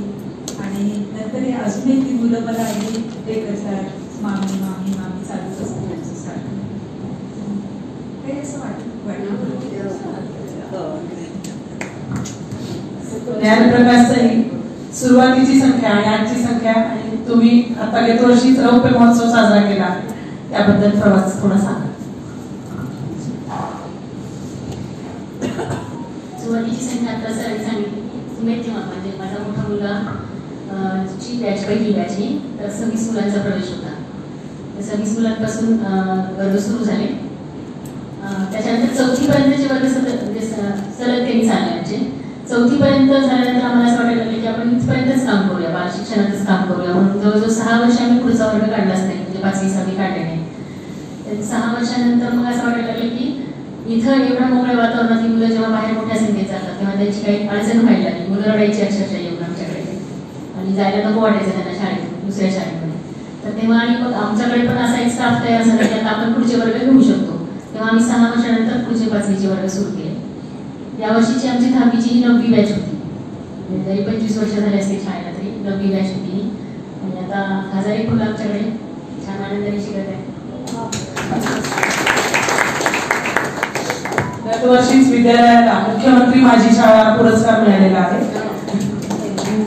अतिशय उपक्रमशील शाळा आहे व समाजभान विद्यार्थ्यांचे ते जपतात. तर थोडेसे विविध उपक्रम थोडेसे सांगा सर. मुख्यमंत्री माझी शाळा सुंदर शाळा असा एक शासनाने नव्याने उपक्रम सुरुवात केला मागच्या वर्षी आणि त्याच्यामध्ये शाळा काय काय प्रयोग करते ते त्यांच्यापर्यंत. लातूर विभागामध्ये आमच्या शाळेला दुसऱ्या क्रमांकाचं म्हणजे लातूर जिल्ह्यात पहिलं आणि विभागात दुसरं असं 15 लाख रुपयाचं मुख्यमंत्र्यांच्या हस्ते ते घेताना मात्र आम्ही आमच्या सगळ्या शिक्षकांना एकत्र करून जाताना सगळा आढावा आमच्या प्रकल्पाचा घेतला. तेव्हा आपण काय काय करत आलो अशा पद्धतीचं खरंच म्हणजे आपण केले म्हणून दिलं आपल्याला. म्हणजे आता बऱ्याच वेळा पुरस्कार म्हणले की अनेक प्रकारे पुरस्कार दिले जातात घेतले जातात. आम्ही दोघांनी असं ठरवून टाकलं होतं की कधीही पुरस्कार स्वीकारायचा नाही. अनेक वेळा अनेक ठिकाणी आम्हाला काहीतरी काम करता बोलवलं पण म्हणून आमच्या शिक्षकांच्या सगळ्यांच्या वहीवर पहिल्या ओळख लिहिले समाधान सर्वोत्कृष्ट पुरस्कार. सगळ्यांनी त्यांनी शिक्षकांनी स्वतः लिहिलेलं आहे आम्ही तसंच मानतो. पण तो पुरस्कार कसा मिळाला तेव्हा आम्ही अवलोकन केलं आमचं माणसं अनेक सामाजिक प्रकल्प म्हणजे मुलामध्ये सामाजिक भान रुजलं पाहिजे. आज आपण सगळे पर्सेंटेजच्या मागं जात असताना 90% 100% म्हणून ती शाळा कुठल्याही शाळेची स्पर्धक शाळा बनू नये. मुलांना सामाजिक भान असणारी मुलं तिथून तयार व्हावीत असा भाग असतो. तरी आता आमच्याकडे 80 मुलं यावर्षी परीक्षेला बसली होती त्यातल्या 55 मुलांनी 90%पेक्षा जास्त मार्क घेतली. ती सहलीला गेली सगळ्या उपक्रमात सहभाग घेतली. म्हणजे लातूरमध्ये आपल्याकडे असं वातावरण जे मानलं जातं की मुलांनी शिकलं पाहिजे. तर त्याच्यामध्ये अगदी छोट्या गटामध्ये वीज बचत सारखं काम असेल तर मुलं छोट्या गटात वीज बचत करायला ऐकू शकतात शिकू शकतात. म्हणून त्यांना वीज बिल आणायला सांगितलं. पुढच्या 2 महिन्याचं मग वीज बचत कशी करायची हे सुचवलं. कशी होते आपल्या शाळेची वीज लाईट बंद केल्याचं वीज कमी कशी झाली आपल्याला बिल कमी आलं म्हणून आपल्या शाळेचे पैसे वाचले. म्हणजे जेव्हा आपण असं सांगतो की आपल्या शाळेचे पैसे वाचले तर असंच घरातले पैसे जर लाईट कमी वापरला तर असं होतं. तेव्हा मुलांनी 2 महिन्याची लाईट बिल जमा केली आणि प्रत्यक्ष त्याचं रिझल्ट जो आहे किती टक्के वीज बचत केली हे दुसऱ्या मुलांनी काढलं. तर 50-60% वीज बचत केली. म्हणजे इथं गिरीश कुलकर्णी आहेत त्यानेच तो पुरस्कार त्यांना ते बक्षीस मिळालं होतं त्यांच्या मुलांनी केलेल्या प्रयत्नांना. हल्ली आता कोल्हापूर भागामध्ये पूर आला किंवा गुजरातमध्ये भूकंप झाला त्यावेळेला आमच्या पालकांनी 10,000 रुपयाचं एक आम्ही पालकांचे पाठ्यपुस्तक नावाचं एक पुस्तक काढलं छोटं 20 पानाचं आणि सांगितलं की प्रत्येकाने 10 रुपयाचं हे पुस्तक आपल्याला छापून मिळाले 2.5 रुपयाला तर आपल्याला 10 रुपयाला विकायचं आणि पुस्तक तर आमची ती पुस्तकं फटाफट संपली आणि त्याच्यातून आम्ही निधी दिला. म्हणजे केवळ तुम्ही पैसे मागायचे असं नको तर त्याच्यातून काहीतरी आलं पाहिजे. आणि मुलांना काहीतरी समाजकार्य करत असताना दुसऱ्यासाठी मागण्याची सवय लागली पाहिजे. स्वतःसाठी नाही शाळेसाठी नाही. म्हणून आम्ही दरवर्षी 31 डिसेंबर आमच्या प्रकल्पामध्ये साजरा करतो. आता जे आपल्याकडे 31 डिसेंबरचं स्वरूप आपण संध्याकाळी बघतो विधायक 31 डिसेंबर आम्ही त्या उपक्रमाला नाव दिलं आहे. तर त्याच्यात 3 दिवस आधी आमची मुलं घराघरात जातील कुटुंबामध्ये बाजूला जातील आणि त्याच्यासाठी ते पैसे जमा करतील. आणि कशासाठी की ज्या संस्था महाराष्ट्रभर वेगळं काही ते काम करतात तर त्यांना आपण ते पैसे देऊ. तर आम्ही मनोबल नावाची जळगावला दिव्यांगासाठी काम करणारी संस्था आहे त्यांना 1 लाख म्हणजे 75,000 रुपये मुलांनी जमा केले. आणि त्या उपक्रमाबद्दलची माहिती घरामध्ये देताना मुलं अभिमानाने सांगतात की आम्ही ह्याच्यासाठी मागतोय आणि त्या उपक्रमाला तुम्ही जाऊन भेट द्या. आणि प्रत्यक्ष तिथं गेल्यानंतर मी प्रत्यक्ष भेट आम्ही त्याला दिली त्या प्रमुखाने इथं बोलवलं. तसं मागच्या वर्षी आम्ही लातूर परिषदी आता संस्था लातूरमध्ये काम करते त्यांना 48,000 रुपयाचा मुलांनी म्हणजे आम्ही मुलांनी जर 75,000 मागच्या वर्षी दिले तर आम्ही आमचे 25 घातले आणि त्या संस्थेला 1 लाख रुपये दिले. तसं आता 48,000 रुपये मुलांनी विधायक 31 डिसेंबरमधून कुटुंबाकडून जमा केले. त्याच्यामध्ये आम्ही आमचे घालून म्हणजे 50,000 रुपये त्या उपक्रमाला दिले. ह्याच्या पाठीमागची भूमिका आम्ही जेव्हा मुलांना समजावून सांगतो की आपण हे का करतोय. कुठलाही उपक्रम करत असताना आम्हाला दोघांना वाटलं म्हणून आम्ही लगेच मुलांना हे करायचं आपल्याला असं न म्हणता आम्ही त्यांना हे सांगतो आपण हे का करतोय करायचं का नाही करायचं पासून सुरुवात होते. आणि मुलांना ह्या निर्णयात सहभागी करून घेतल्यामुळं आमच्या ह्या सगळ्या उपक्रमाला पालकांनी तसं दिवाळीमध्ये आमची पालक सगळे बालकुटुंबांची दिवाळी फराळ शाळेत आणून देतात. मुलांना फराळ मुलांना 1 लाडू खायचा असतो तर पालक म्हणतात की त्याच्याशिवाय जास्त लाडू आमच्याकडे द्या. आणि तो एवढा फराळ येतो आमच्याकडं मुलं तर खातातच बालभवनची मुलं त्याच्या पाठीमागचा उद्देश आहे की ते करताना त्यांनी बघावं, आई बाबा आई आपल्यासाठी शाळेत आणून देते आणि त्याचं एक प्राऊड असं मुलाला की माझ्या आईने ही शाळेत आणून दिलं आणि त्यातून उरलेला जो म्हणजे खास पॅकिंग करून म्हणजे इथं सेवालयासाठी असेल किंवा उधळ्याचं केंद्र असेल किंवा अशा ज्या ठिकाणी दिवाळी साजरी करू शकत नाही तिथं पूर्वी आमचे शिक्षक घेऊन द्यायचे, आता आम्ही त्याच्यात थोडा बदल केला आहे. ज्या पालकांना असं वाटतं की तो प्रकल्प बघायचा आहे तर त्यांनी आमच्या त्या गाडीमध्ये यावं आणि तो कुठं जातो, कुठं दिला जातो आपला तो करून हा बघावा. तर मग पालकामध्ये पण सामाजिक भान येण्यासाठी मुलांथ्रू आपल्याला काम करण्याची संधी मिळते असं आम्हाला खरंच वाटतं. आणि दुसरं आमच्या 2 मुलाबद्दल आम्ही सांगितलं म्हणून आमच्या तिसरं अपत्य ज्याला आम्ही म्हणतो की आमची शाळा आहे. ती शाळा म्हणून ती मुलीच्या जोरात आम्ही तिच्याकडे बघतो आणि जे जे मुलांना केलं ते त्या शाळेला करायचं असं आम्ही खूप दिवसापासून ठरवलं होतं. आम्ही जेव्हा आमंत्रण द्यायला गेलो त्या दिवशीच 1 तास आम्ही पूर्ण उपक्रम त्यांची खूप पाहिले. त्यामध्ये वेळामोशा आहे, प्रत्यक्ष वेळामोशा आहे करतात. त्याचबरोबर सरांनी सांगितलं की पाणी बचत करावी यासाठी 5 लिटरमध्ये आंघोळ कशी होते हे मुलांना प्रात्यक्षिक सरांनी दाखवले. त्याबद्दल एक थोडं सांगा सर. आणि संगीताचं महत्व तुमच्या शाळेमध्ये काय आणि त्याचा परिणाम काय होतो हे पण सांगा, कारण की आम्ही खूपदा बघितलंय की संगीताला खूप महत्व आहे त्यांच्या शाळेमध्ये. इथं ते पालकांपैकी दिसत आहेत आणि हक्काचे पालक आहेत आमचे ते सगळे असे एक अनिरुद्ध माझ्याकडे क्लासला होता आणि अनिरुद्धच्या आई मला भेटायला आले होते की अनिरुद्धला तो 7वी मध्ये गणितात नापास झालाय. 7वी 8वी आणि 8वीच्या फर्स्ट टर्म मध्ये तो मार्क कमी घेतलाय म्हणून आल्या. आणि अनिरुद्ध एवढा माझा लाडका विद्यार्थी बनत गेला. आणि कसं लाडकं बनवायचं असतं मुलांना, त्याला काय आवडतं हे शोधलं पाहिजे. त्याची आवड कशी आहे, तो पुढे यायचा कुठल्याही गोष्टीमध्ये काही सांगितले पुढे यायचा, जाताना भेटून जायचा आणि मग मूल बदलतं कसं हे बघायला मला फार आवडतं. म्हणजे खूप बेशिस्त असणाऱ्या मुलांना पण काय केल्यावर करायला आवडतं.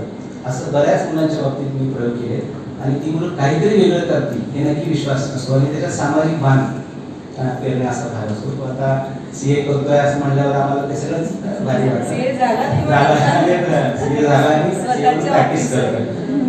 तर तसं अनेक मुलावर मी प्रयोग केले. आताच एक माझी मित्र आहे त्यांची मुलगी 8वीमध्ये अशीच नापास झाली. ती आता जर्मनीमध्ये ती इंजिनिअरिंग करून पुढे गेली. तर आता तुम्ही जो उपक्रम सांगितला ते 5 लिटरमध्ये आहे तर मुलांना सांगण्याच्या आधी आपण काही करून बघायला पाहिजे असं मला वाटतं. पण 2016 मध्ये आपल्याला पाणी टंचाई तेव्हा मी असं ठरवलं की मुलांना सांगायचे पाणी बचत करा. तर कशी करायची, तर किती लिटरमध्ये आंघोळ होऊ शकते आपली स्वतःची असं बघायचं मी ठरवलं. म्हणजे 1 बकेटमध्ये कमी कमी कमी करत करत करत 7-8 लिटरमध्ये आंघोळ होते. व्यवस्थितपणे आंघोळ होऊ शकते. म्हणजे असं आता आपण तुम्ही प्रयोग करावाच असं वाटतं म्हणून मी पालकांना पण सांगितलं ते प्रयोग करा. आणि मग मुलांना आमच्या शिक्षकांची आम्ही स्पर्धा ठेवली, कोण मुलांना कमीत कमी लिटरमध्ये आंघोळ करू शकते आणि मुलांना कोण तयार आहे कपडे घालून आंघोळ करायला. तर मुलं छोट्या वर्गातली 3री आणि 2रीची मुलं आम्ही निवडली आणि 5 लिटर बकेट. लिटर म्हणजे काय असतं ते सांगितलं त्या बकेटमध्ये हे कसं बसतं. छोटं बकेट आणि छोटं मग वापरायचं. जर जास्त पाणी वापरायचं असेल तर छोटं बकेट आणि मग जर छोटा असेल तर. आणि मग त्या शिक्षिका त्या आपल्या टीम झाली शिक्षक आणि विद्यार्थ्याची. तसं मी एक स्पर्धक म्हणलो आणि मग आम्ही त्या मुलाला सांगायचं बरं ताट उभं राहायचं, साबण शॅम्पू लावून आंघोळ घालायची होती 5 लिटरमध्ये आणि ते पण आम्ही एका टबमध्ये अशा मोठ्या टबमध्ये जमा केलं होतं आणि तिथं त्या शिक्षकांनी ते प्रयोग करायचे होते. तर अगदी असं उभं राहून जर पाणी हे सोडलं तर पूर्ण शरीर धुवून जातं आणि सगळ्यात कुणाचं ते हे झालं तर मुलांनाही जाणवलं, पालकांनी घरचे. मग आम्ही मुलांना असं सांगितलं की आईला किती लिटर, बाबाला किती लिटर लागेल तुला 5 लागतं तर मुलं म्हणजे थोडं बाबा जास्त सांगतात म्हणून 7 लिटर.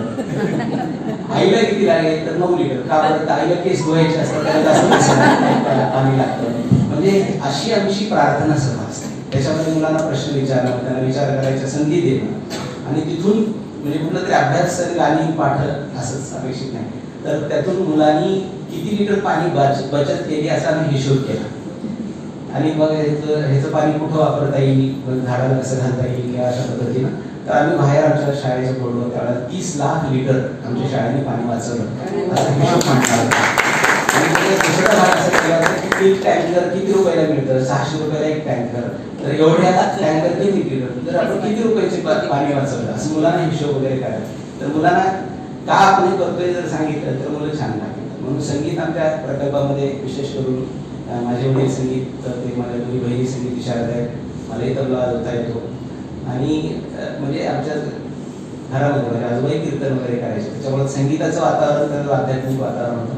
त्यामुळे आम्ही आमच्या शाळेतली मुलं सलग 100 गाणी उत्तमतेनं म्हणू शकतात. अगदी. आणि याच्या सगळं मुवमेंट सगळं इतका सुंदर ताल असतो सर की इकडचं बोट इकडं आलं, खूप सुंदर. आणि पाळी सुद्धा ते संगीत आणि हिप्नोटाईज होतं ते इतकं सुंदर, खूप सुंदर. आणि आम्ही असं सांगितलं पहिल्या 1-2 परीक्षा संगीताच्या मुलांनी शाळेतून द्याव्यात आणि पालकांनाही सांगितलं की ह्याला संगीत आम्ही शिकवतोय पण याची आवड संगीतात आहे, गाण्यात आहे का वादनात आहे ते तुम्ही बघावं. म्हणजे प्राथमिक शिक्षण शाळेतून दिलं जाईल पण पुढे त्याला काय करायचं ते त्यांनी ठरवावं आणि मग पालक त्याला सपोर्ट करतात. ते आमच्यासाठी सगळ्यात मोठी गोष्ट आहे. आम्ही जे सुचवलं त्याचे पालक केलेलीनं भाग आहेत. कुठल्याही पालकांच्या स्पर्धा असतील तर त्याच्यात पालक असतात असं आमच्या बऱ्याच मी आता त्या निमित्ताने ते सगळ्यांना सांगणार आहे कधीतरी कुठल्या निमित्ताने आमच्या प्रकल्पामध्ये आपल्या सगळ्यांचं स्वागत आहे. सर तुम्हाला पण एक प्रश्न विचारायचा मला की असं कुठलं काही प्रॉब्लेम आला का, एखादा VIP पेशंट आहे आणि त्याचं तुम्ही कॅटराईट करायला लागला आणि स्ट्रेस आला पेशंट असताना थोडा बहुत स्ट्रेस येतो, नाही असं नाही आहे पण त्यांनी फारसा फरक पडत नाही, सवय झालेली आहे. लातूरचे VIP पेशंट सरांकडेच असतात. हो लातूरचे VIP पेशंट सरांकडेच असतात. सरांना म्हणून त्यांना स्ट्रेस येत नाही.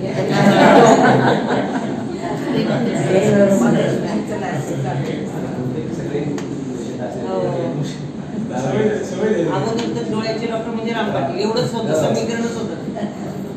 सवय झालेली.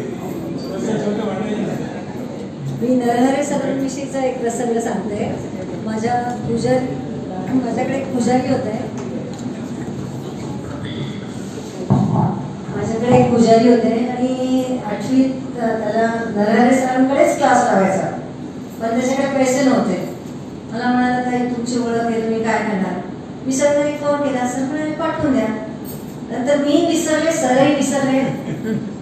मला आता परवा त्याचा फोन आला की मी इंजिनिअरिंग माझं कम्प्लीट झालंय आणि माझं सुरुवातीचं 18 लाख पॅकेज आहे. आता मी ताई काय करावं, सरांसाठी मला काहीतरी करायचं आहे असं त्यांनी सांगितलं. आता तो जॉईन होणार आहे पुढे. म्हणजे एक का मुलाची फीस तू द्यावी एवढी अपेक्षा आहे. सरांना येऊन भेटेल तो होते.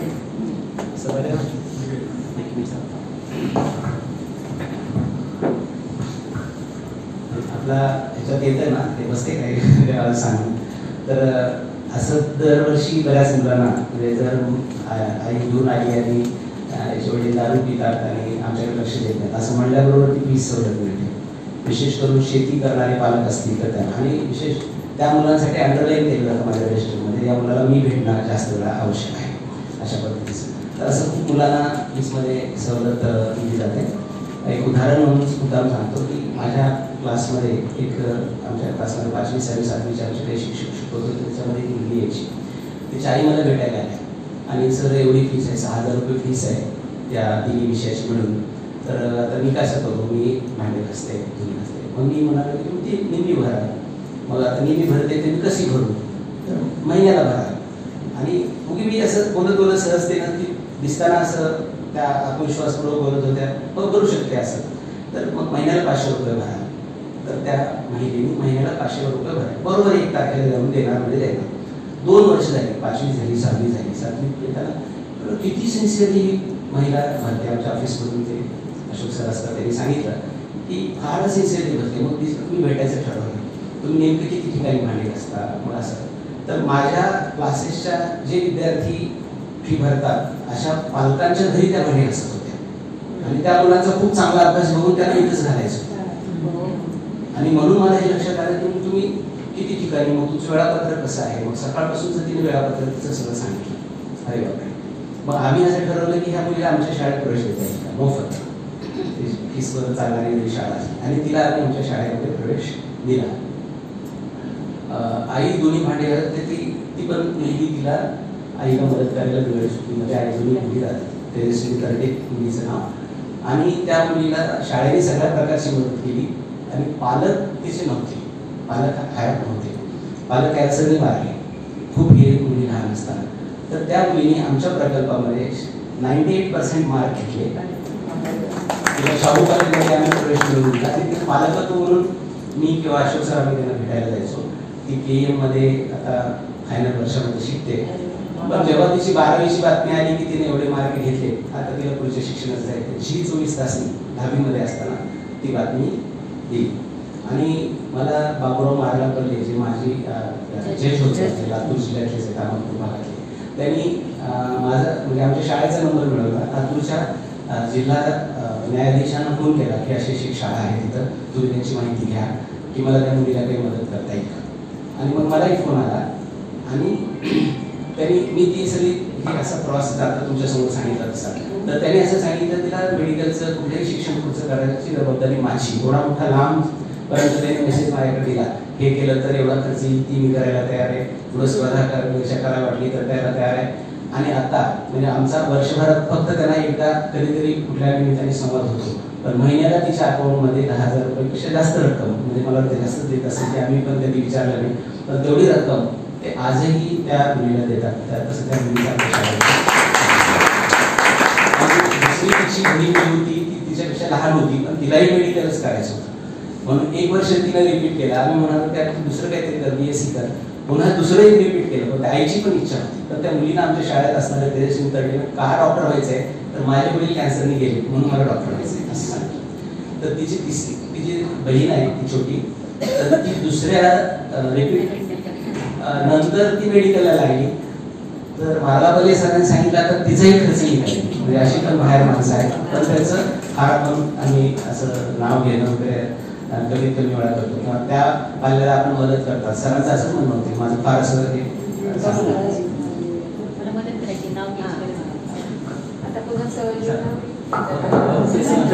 हे सगळं करत असताना तुम्ही एकमेकांकडे कसं आणि असं असतं सोबत. मला वाटतं कल्पना रॅपिड फायर घ्यावा आता. रॅपिड फायर म्हणजे सर विचार न करता पटकन उत्तर द्यायचं. आता मुलं जे कमी बोलतात ते न बोलताच खूप काम करतात त्याच्यात, पण तरी तुम्हाला काहीच विचार न करता पटकन उत्तर द्यायचे. आता पहिला एक प्रश्न आहे दोन्ही सरांसाठी की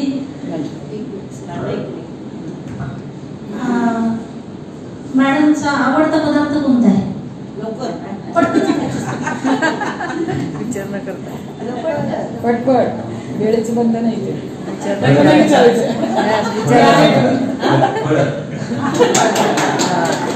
करायचं हे बघायला पाहिजे, त्यांनी सांगायला पाहिजे. मग त्याच्या पुढचं सांगायला शिडी फळ,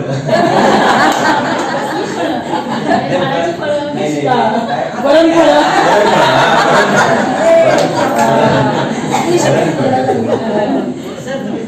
मला काही आठवतच नाही.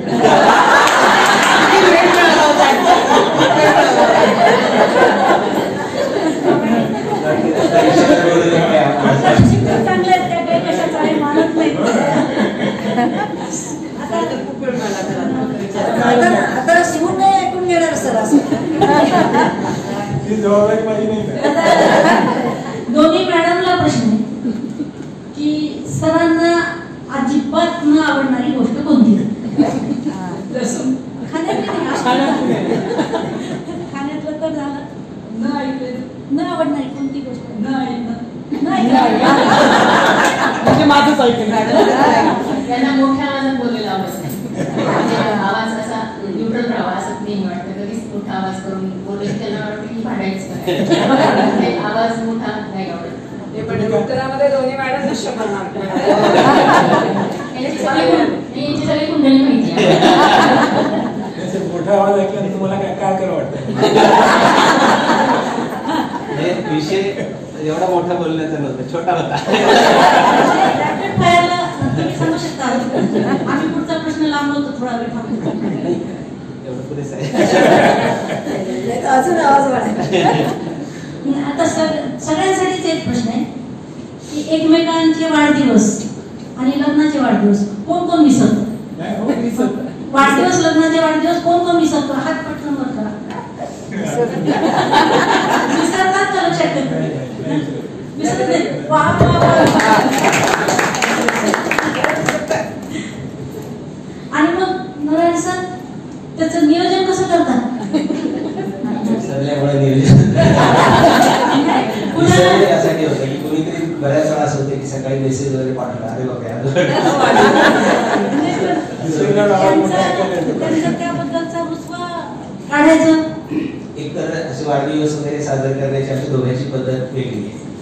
म्हणजे असं फार केक किंवा आम्ही कधी आमचे किंवा तर त्यामुळं घरातच असतो, पण त्या दिवशी काहीतरी गोड वगैरे करणं आणि मग गप्पा मारत जेवण करणं. आमच्या मुलांची पण वाढदिवस करण्याची पद्धत वेगळी आहे. ते पण फार त्यांना आवडत नाही केक वगैरे आणणे.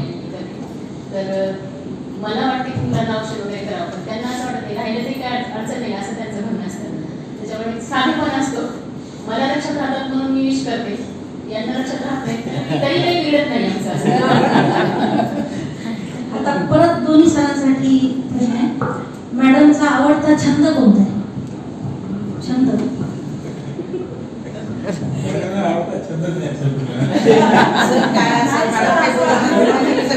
काही प्रश्नाचं उत्तर सर दिलं नाही. काहीतरी असायचं. मॅडमला विचारा. मॅडमना मार्क किती द्याल तुम्ही? 100%.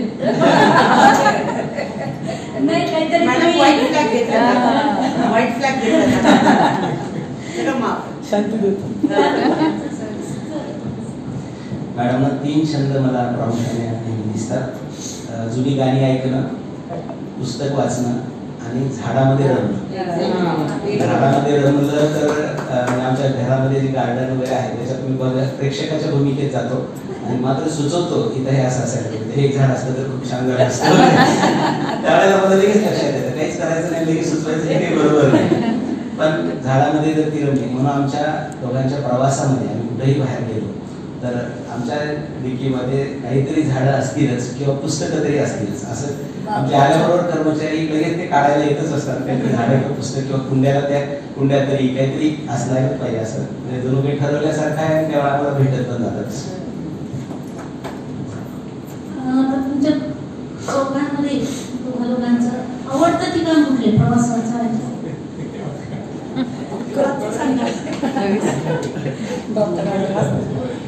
मुंबई. मॅडमचं पण प्रवासात गेल्यावर किंवा हे कुठलं ठिकाण पुन्हा पुन्हा आवडेल असं? मुंबईच आवडतं पर्यटन स्थळ. पर्यटन स्थळ. तसं पर्यटन स्थळ अनेक आहेत आणि पर्यटन स्थळाला आपण आवडतो म्हणून जातो. पण थंड हवेची ठिकाणं जास्त आवडतात. त्याच्यामध्ये काश्मीर असेल, हिमाचल असेल, ही ठिकाणं जास्त आवडतात. आणि जुन्या हिंदी चित्रपटातून च्या गाण्यामधून जे दिसायचा निसर्ग तो मला जास्त लक्षात राहिला माझ्या बालपणापासून आणि मला तो हिमाचल आणि काश्मीर मधला निसर्ग आवडतो. सरांचं घरामध्ये माझ्या रूममध्ये गेलो की काय काय लागतं आणि विशेष करून जुनी मंदिर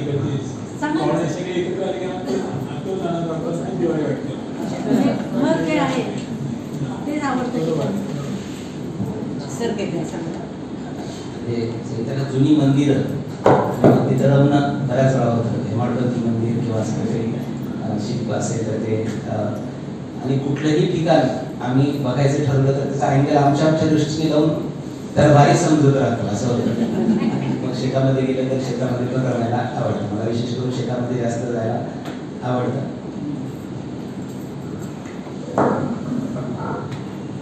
मॅडमचं एखादं आवडतं की हिंदी किंवा मराठी दोन म्हणायचं ना.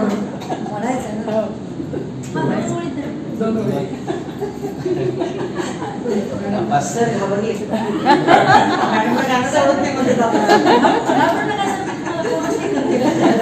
सगळे म्हणूनच द्यावे. गाणी आवडतात. एकतर माझं शालेय जीवन मला माहिती की परीक्षा म्हणजे सिनेमाच आम्ही आम्हाला बघायला मिळत नाही. म्हणजे आमच्याकडे कडक होते थोडी. वडिला जर कोणीतरी सांगितलं सिनेमा बघितलाय मुलांनी तुमच्या तर ते असं समजायची मुलगा बिघडला अशा वाढलेलं असल्यामुळे जेव्हा त्याला फोन केला तर काय चाललंय तर सिनेमामध्ये आहे एडिटिंग नाही, तो सिनेमा बघतोच म्हणजे थिएटरमध्येच असतो. आम्ही तिथं थिएटरमध्ये अच्छा ठीक आहे मग नंतर बोलतो असं मला लागतं. त्याला लगेच मला माझे वडील आठवतात.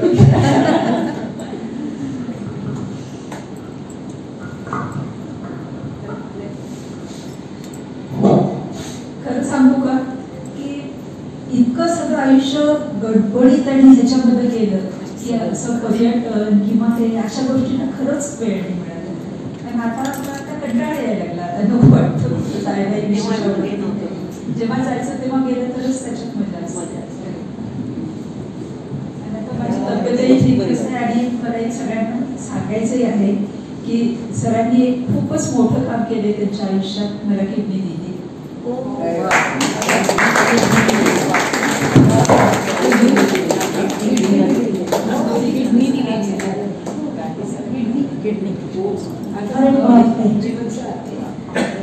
म्हणजे सरांनी ऐकलं नाहीये. हा मॅडमला सरांनी किडनी दिलेली आहे. ह्याच्यापेक्षा सहजीवनाचं म्हणजे असू शकत नाही. डिव्होशन एकमेकांच्या बाबतीत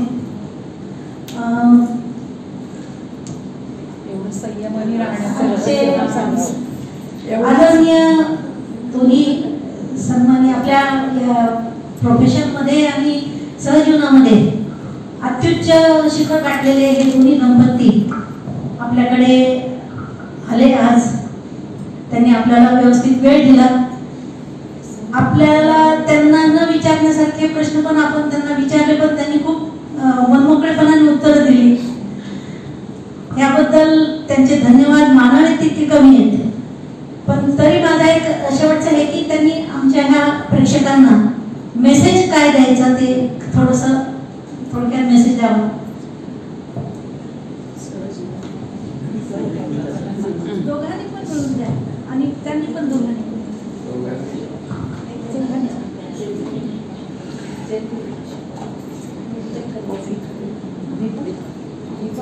ते जीवन सगळ्यांनी एकमेकांना समजून घेण्यासाठी असतं असं मला वाटतं. समजून घेऊन जर आपण व्यवस्थित वागलो तर खूपच छान असतं. नंतर तो काही विशेष अर्थ नसतो.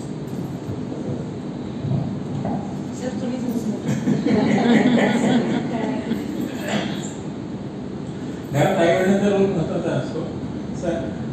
छोट्यांना सांगून घ्यायचं असतं, मोठ्यांना बरोबर वागायचं असतं. सगळ्यांनी चांगलं वागायचं असतं. घर पण राहतो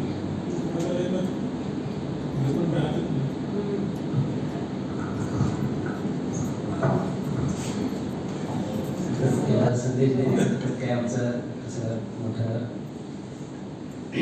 पण विचारांची जर जुळवणूक झाली तर सहजीवन आनंददायी होतं असं मला वाटतं. आयुष्य कसं आहे ते आनंदाने जायला पाहिजे असं मला वाटतं.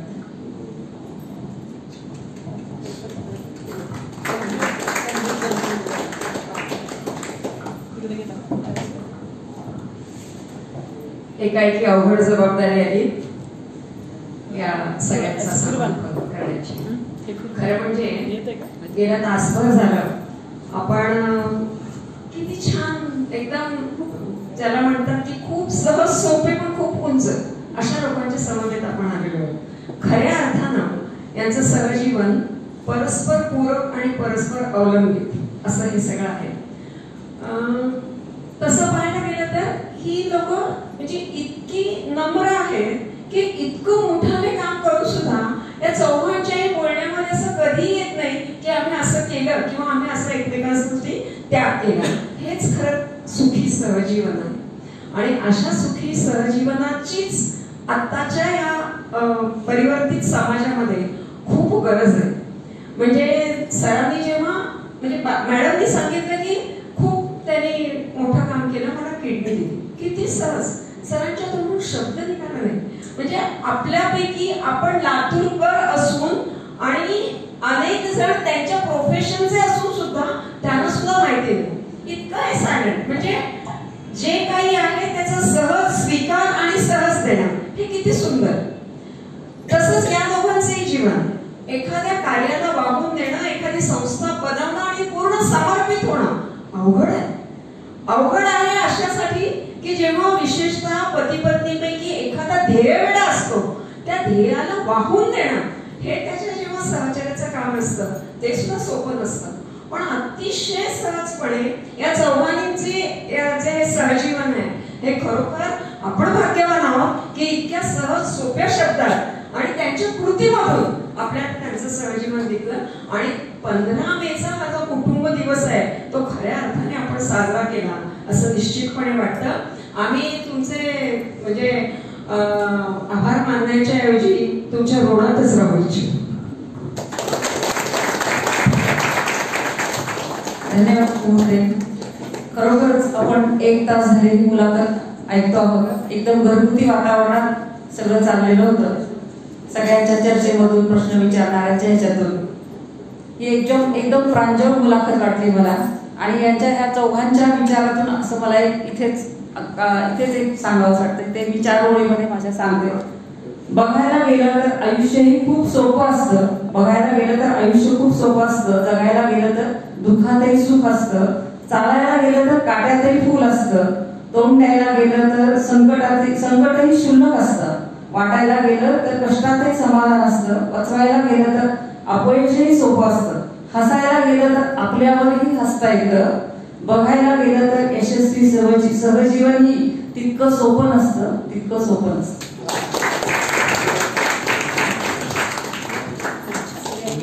त्याबद्दल सगळ्यांचे धन्यवाद. आजचे दोन्ही दाम्पत्य अतिथी हे आपल्या अतिशय व्यस्ततेतून वेळ काढून आपल्यासाठी सहजीवनासाठी यशस्वी वेळ काढून आपल्या सहजीवनाची दिलखुलास आणि तेवढीच प्रेरक माहिती सर्वांनी कॉफी घेतल्याशिवाय कोणीही जायचं नाहीये. ह्यांच्या ह्या चौघांचे मनपूर्वक आभार. आपण सर्वजण या कार्यक्रमास उपस्थित राहून उत्स्फूर्त कामगिरी आणि शोभा वाढवली. तसेच अतिशय समर्पकपणे त्यांनी सहजीवनाचा जीवन उलगडून दाखवला. त्या मुलाखतकार डॉक्टर जयंती आणि कल्पना भट्टर यांचेही मनपूर्वक आभार सर्वांचे. आणि कॉफी पिल्याशिवाय कोणीही जाऊ नये अजून एकदा पुन्हा एकदा विनंती.